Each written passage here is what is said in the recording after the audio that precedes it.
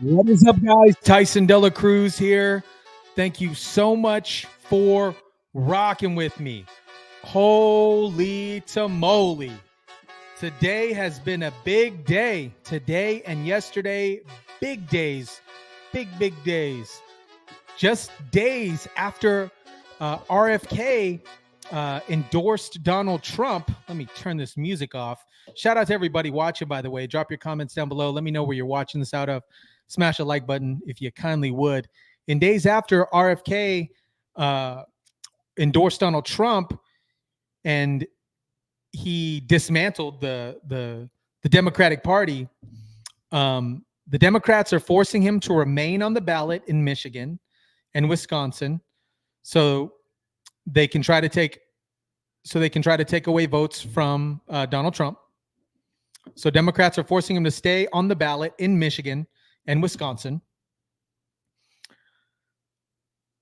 RFK reveals that he's being forced to cough up $10 million to defend himself from the Democrats who want him to stay off the ballot. Jack Smith filed a superseding indictment against Donald Trump just 70 days before the 2024 election. Mark Zuckerberg confirmed that the Biden administration pressured Meta into censoring Americans, and FBI pressured Meta to silence Hunter Biden's laptop. And the media launched a massive slander campaign on RFK, Trump, Tulsi Gabbard. They're doing it all. They are doing it all. And this all comes, arrest Jack Smith for sure. This all comes shortly after, Zucks was like, hey, they pressured me to do this. And it's absolutely crazy. I'm going to jump into this video real quick of RFK. And there's no volume. Here we go. Was the party of democracy. As you know, I left that party in October because it had departed so dramatically from the core values that I grew up with. It had become the party of war, censorship, corruption, big pharma, big tech, big ag, and big money, which we saw for the first time in American history of the judiciary to get rid of candidates. You know, what they tried to do to me, they're suing me now in a dozen states. I've been in trials for the past 3 weeks. You know, I've spent most of my time not campaigning, but sitting in court in cases that are trying to get me off the ballot. So, like, I had 1 million people, 1 million American citizens sign petitions, more than any candidate in history. Everybody said I'd never do this. It's impossible to be in the ballot in 50 states. Well, guess what? We got on the ballot in 50 states. And we did it by getting 1 million citizens to sign petitions saying that they wanted to vote for me. And the Democratic Party now is suing me in all those states to make sure that those people cannot vote for the person they want to. When I was growing up, the Democratic Party of RFK and JFK was the party that was fighting for voting rights. It was fighting to make sure that every American could vote for the candidate of their choice, no matter whether they're black or white or where they lived or Democrat or Republican. Now the Democratic Party, today's Democratic Party, feels so unconfident about the candidates that it's putting forward. And it feels the only way it can win the election is by getting rid of the opponents. That is what they are doing. They are running a massive, and I got to be careful, they're potentially running a massive slander campaign for other candidates. You guys can say it in the chat, but for the YouTubes, I got to be careful.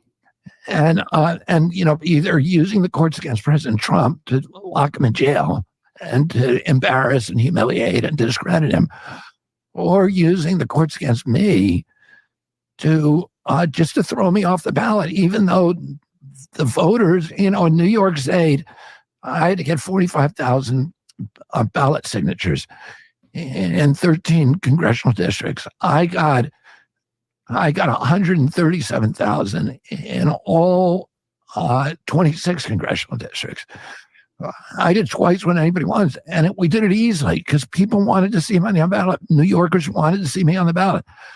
Why is the Democratic Party suing me in frivolous cases? On what I spent a grounds? whole week in a trial for that case. For 2 cases they brought, and another week in another trial for another case. And you had to pay for this? It's costing me $10 million to Whoa. defend myself. That is bananas. That is bananas. This is all very, very interesting. Let's jump into this real quick. This is, we lost audio. This is about the Zucks case. Zucks was open about the Biden administration. If you guys haven't watched the previous video, the Biden administration pressured Zucks during C-19 to remove particular content on the platform, and also the Hunter Biden laptop scenario where they censored posts, and there was situations where individuals were doing parodies and doing comedy stuff during that time, and a lot of that was censored and demoted, and a lot of people were kicked off the platform. I know quite a few people that were kicked off of the platform. How many guys that were kicked off Facebook or Instagram during that time? Mark Zuckerberg's coming clean on Joe and Kamala's censorship regime. The Meta CEO revealing in a damning letter to Congress on how he caved to White House demands to censor the free speech of millions of Americans. Zuckerberg explaining how back in 2021, Facebook folded, giving into pressure from the Biden-Harris administration to take down COVID-19 content during the pandemic, including posts with humor and satire. And the White House got angry, expressing significant frustration when the company didn't meet their demands. Zuckerberg now feeling shame about his role in the censorship, saying this: "I believe the government pressure was wrong, and I regret that we were not more outspoken about it." Mark also cops to election interference, censoring the bombshell New York Post Hunter Biden laptop story by demoting it. Just last month, Zuckerberg was telling Joe Rogan about the pressure the feds put on his company. Listen. The FBI, I think, basically came to us, some folks on our team, and was like, "Hey, just so you know, like, you should be on high alert. We thought that there was a lot of Russian propaganda in the 2016 election. We just kind of thought, hey, look, if the FBI, which I still view as a legitimate institution in this country, it's a very professional law enforcement, if they come to us and tell us that we need to be on guard about something, then I want to take that seriously." All right, Jessica. Do you feel that the White House and the FBI did the right thing or the wrong thing with censorship? Well, I think it's a little bit more complicated than the way that Mark Zuckerberg was explaining this, or the way that your question implies. So all governments, Republican and Democrat, have relationships with social media companies and ask them to take down information that they feel is a risk to the public. And that happened before 2021. And I don't know why Mark Zuckerberg only wanted to single out the Biden-Harris administration, because there was COVID disinformation out there. Like when Trump said it was airborne, for instance. I'm not going to get into the bleach hoax, Greg, but when Trump talked about disinfectant, well, we talked about bleach hoax a couple of weeks ago. When he said disinfectant and some UV light treatment, that was something that people had to tell the public, no, actually don't do that, and ended up getting censored. And the timeline on the Hunter Biden story continues to be completely wonky. So that story happened under the Trump administration, right? It was taken down for 24 hours. Everybody knew about it. It went right back up. And there is no legitimate reason to think that this election would have swung in a different direction had everyone seen the contents of Hunter Biden's laptop. And the case of that has been proven by the fact that Jim Comer has been trying for years to be able to impeach them for something and hasn't been able to find it. And now even Republicans, like Axios is reporting today, have said that they really don't want to be forced to take a vote on impeachment before Biden goes out, because there's nothing to this. So that's how I feel about it. And Mark Zuckerberg clearly thinks that Trump is going to win. and he's trying to curry favor with him, and he's not being above board with how the censorship All right, works. so you agree with the censorship. Got it. Judge Shaneen. Well, first of all, the bottom line here is that our government in the Biden-Harris administration was playing a lead role in the suppression of the free speech of American people. And you could say both sides do it, but there was only one side that was being suppressed. So let's not Agreed with that 100%. kid ourselves on this. I'm going to rewind that real quick. Bottom line here is that our government in the Biden-Harris administration was playing a lead role in the suppression of the free speech of American people. And you could say both sides do it, but there was only one side that was being suppressed. So let's not kid ourselves on this. And you can say that there was no way this election would have been changed, but the polls show the people who voted, who were questioned, 10% of them said they would have changed their vote had they known that Hunter Biden was getting money and that 10% was But that going to the hasn't been big. Let me finish. That the money was going to the big guy. So don't make like it wouldn't have made a difference. It would have made a difference. And number three is James Comer does not run the Department of Justice. Merrick Garland, the one who calls parents domestic terrorists, is the one who is running the Department of Justice. And James Comer does not have the authority to indict. So let's not mess the two of them up. My question right now is, why and why now? You know, the skeptic in me believes that the only reason Zuckerberg is doing this is because he thinks Trump is going to win. I'm going to continue on with the video, but why do you guys think that Zucks came out now? Why do you think that Zucks came out now? You know, he's I think it's a little too late, because what happened during 2020 should have came out shortly after that. Tech is now going toward the Republicans. But, you know, he spoke to Congress in 2023 about cyberbullying. I mean, did he have a thought at that time to discuss this? And, you know, or is the arrest of this Telegram guy, this whatever his name is, Pavel Durov, is that causing him to be a little concerned about what's going on? And, you know, it's just too convenient right now. But the bottom line is this is confirmation that the Biden administration suppressed free speech of Americans. Whether it's truthful or not, the issue is the freedom of speech. We knew a lot of this, Dana, but Yeah. what about the timing? Well, I think when you testify in front of Congress, often they'll say, can we send you follow-up questions? They send the witness follow-up questions, and the questioner or the person answering the question sends in the document that is considered testimony.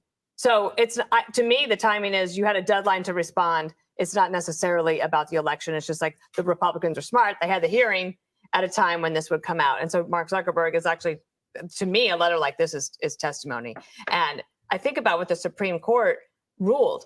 Was it the Supreme Court judge that, in this question about Right. whether the Biden administration Right. had participated in this kind of thing? And I just look back, we didn't really have social media when I was press secretary, right? So Facebook and Twitter, it was coming on board, but it really wasn't like it is today. You didn't have these fact checkers that could demonetize people and like basically take people's livelihood away or their speech away. But I cannot imagine somebody saying, hey, Dana, can you go and make jawbone this company and tell them that they have to tell people that they're not allowed to say something? I don't know what the pressure was like for the people who were asked to carry out these orders, but I just have to believe that I would have said absolutely not. I would never do that. Right. And it was even more than just you can't say something. It was you can't say jokes. Yeah, that was the amazing thing. And we always knew, I think we even predicted this, that the umbrella term of misinformation was going to be another kind of version. I don't know if you guys follow JP Spears, but for a short period of time, he was demonetized on a few platforms because he was doing satire or parodies or jokes around the C-19 era of hate language that you could just use it whenever you want it, and it would capture dissent, not disinformation, but dissent. So if a joke hurt your feelings, or it was, I don't know, an opinion that hurt your feelings, that could be viewed as misinformation. So that a joke is to them misinformation. I think, I'm kind of glad that he came out and said this. It probably should have been sooner. Yeah. But at least he said it. But it's kind of funny. It's like, he said he could have fought back, If only he knew someone in charge, you know. I guess it's Right. a contrast to Musk. The difference is so glaring. You know, Facebook right now is basically a toothless vehicle for your sister's sorority pictures from the late 80s. Meanwhile, you go to Twitter, it's basically free speech meth. You know, you get on there and you just suddenly go nuts. Oh my God, what's happening to you? You lose yourself, but you really wouldn't have it any other way because that's the way it's going to be. And so you got to wonder, if Musk had not purchased X, it would have been much like Meta or Facebook in that, you know, that iconic picture of Trump getting shot was censored on Facebook, they say by accident, but was not censored on X. Makes you wonder, what other stories would we have missed? For example, do you think the Biden senility dementia story we would have known about if Musk hadn't bought Twitter? Good There's a point. lot of stories like that you wouldn't have known about, but now you do, which then kind of bugs me because who does the media hate more? Musk. Why do you hate the guy that's guaranteeing your free speech, that's making these stories roam free, that's challenging you to chase the story? Finally, what is it going to take for everybody to finally believe us that we're right on everything? Thank you. No, seriously, think about the canaries in the coal mine when it came to borders, crime, COVID corruption, the Hunter's laptop, the influence peddling, government censorship. We talked about this. People laughed. The creeps in the media, the Don Lemons, the Chris Cuomos, the Brian Stelters, the Rachel Maddow, they all thought we were nuts as they were saying it's Republicans doing the censorship. It's Republicans in conspiracies. They were accusing the right of doing the stuff that they were always doing. And now they expect you to when they say, you know, Donald Trump wants to ban abortion.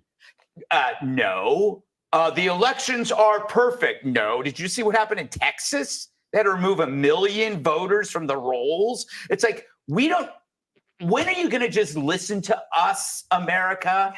Listen to me. Don't listen to Jesse. Listen to me. Well, you know, on that note, maybe listen to this. There's been some attention to comments I made on the show yesterday about VP Harris. People are misconstruing my comments to mean something inappropriate.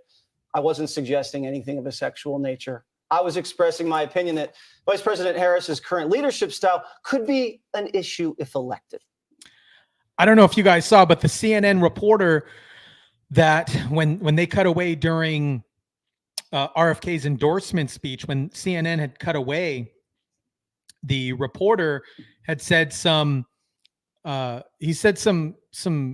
very nasty things about RFK's voice. And that reporter had since come out and said he apologizes, which that was they had cut away from his speech, from his endorsement speech, to make fun of him. And he recently apologized, but again, too little, too late.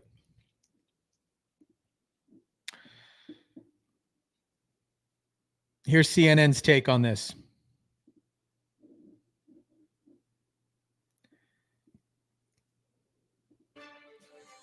And we do have major breaking news. Special Counsel Jack Smith has just filed a superseding indictment in the federal election interference case against the former president, Donald Trump. Let's go straight to CNN's Caitlin Polance. Caitlin, this is just happening right now. What more do we know? That's right. This is the special counsel's effort to get this case back on the road toward trial. This is the January 6th federal election case in court in Washington, D.C. against Donald Trump. The charges, the 4 charges that Donald Trump has been facing for quite some time now, they're the same in this, what's called a superseding indictment. So a rewritten version of the criminal charges against the former president for conspiracy and other counts related to what he did after the 2020 election. But what the special counsel's office is saying they're doing here is they needed to go back to the grand jury, Phil, and rewrite those charges so that they would incorporate what they need to say that's in line with what the Supreme Court told them they must do. Remember, the Supreme Court just in June made that decision on presidential immunity, saying that some of the things in this case had to be cut out. such as things that were allegations that may be part of Donald Trump's official duties as president,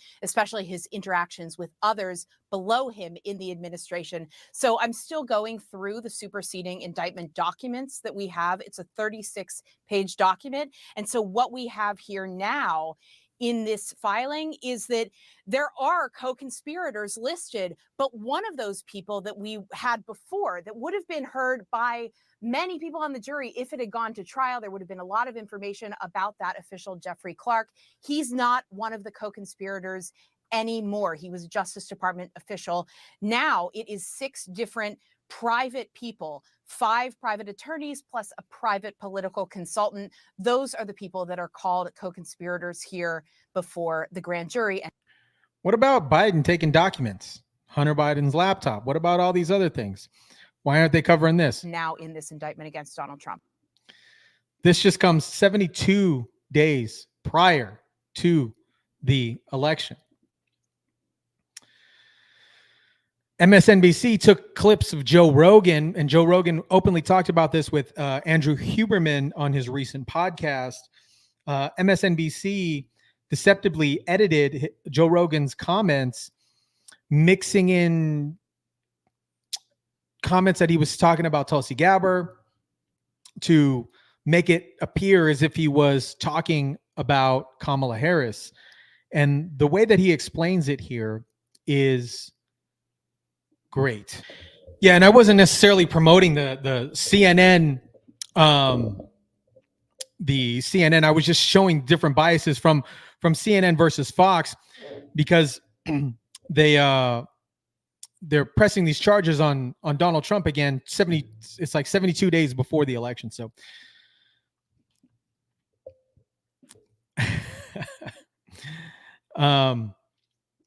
let's jump into this really quick.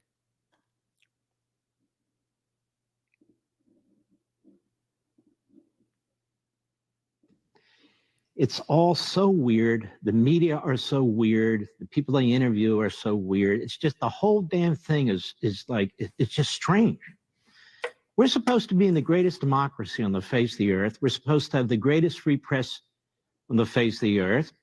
And we have a candidate for president of the United States who's the vice president of the United States. The American people do not know. And by God, if she has her way, her party has her way, and the media have her way, the American people will never know about her, right up to and including on election day. And I see liberals and Democrats on this network and other networks say, but it's working. What's working?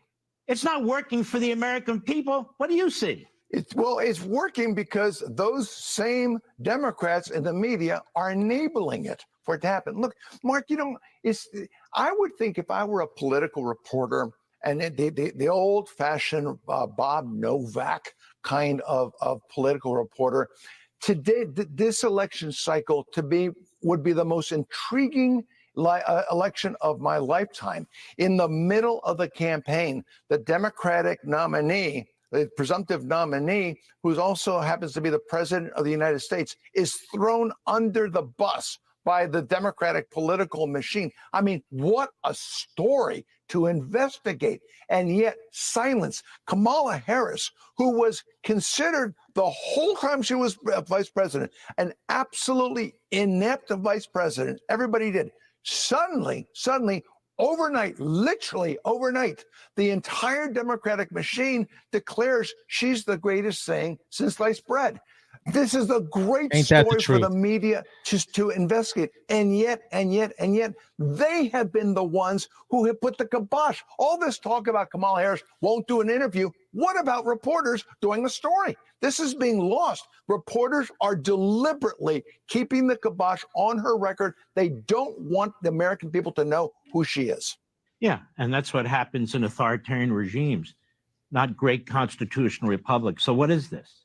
Is it an authoritarian regime or is it a great constitutional republic? We'll explore that when we return.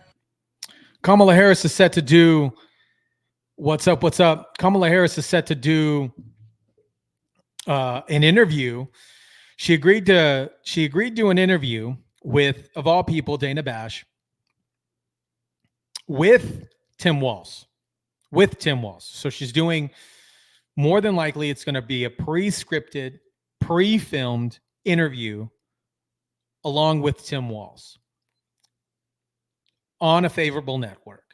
And to me, this is doing the American people in general, Democrats, Republicans alike, a complete disservice.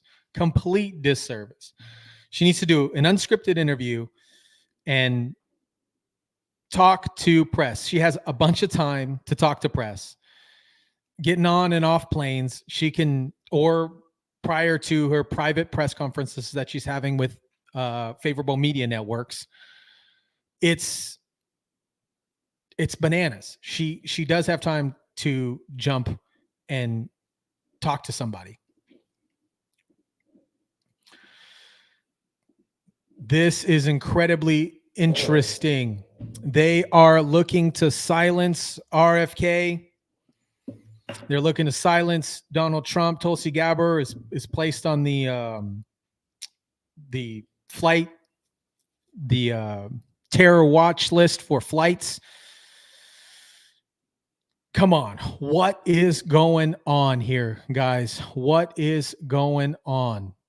They see the unified party that Donald Trump is putting together, and they are shivering in their boots. They're shivering in your boots. What do you guys think about this? JD and Tulsi Gabbard women. Yeah, absolutely. 100%.